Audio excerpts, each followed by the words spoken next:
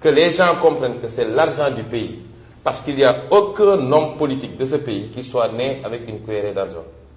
Ils sont tous nés dans des familles modestes. Et c'est au contact de l'État qu'ils sont tous devenus milliardaires. Après, ils ne travaillent plus.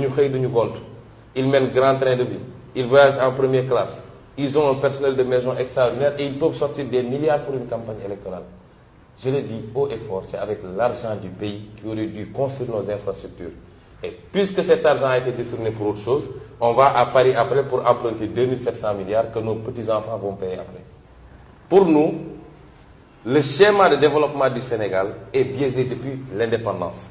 Avec une petite lumière 1960-62 et on le doit à Mamadou Dia.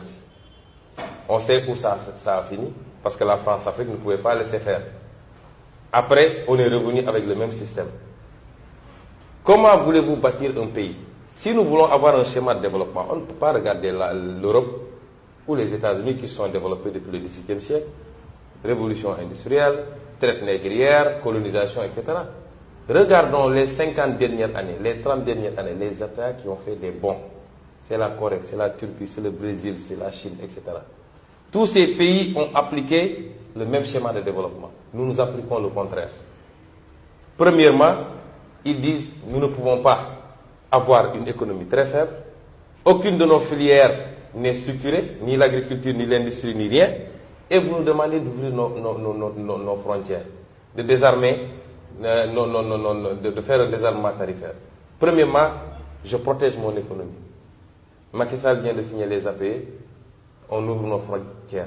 Pensez-vous que l'agriculteur sénégalais, le paysan sénégalais, l'industriel sénégalais, etc., peuvent compétir avec les industriels allemands ou français, etc.? A priori, non. Certainement.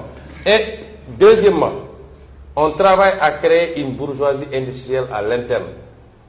Ablaïd a essayé, mais qu'est-ce qu'il a fait? Il a créé une bourgeoisie comprador. J'achète des engins, je revends, je prends ma marge ou ma commission. Ça ne développe pas.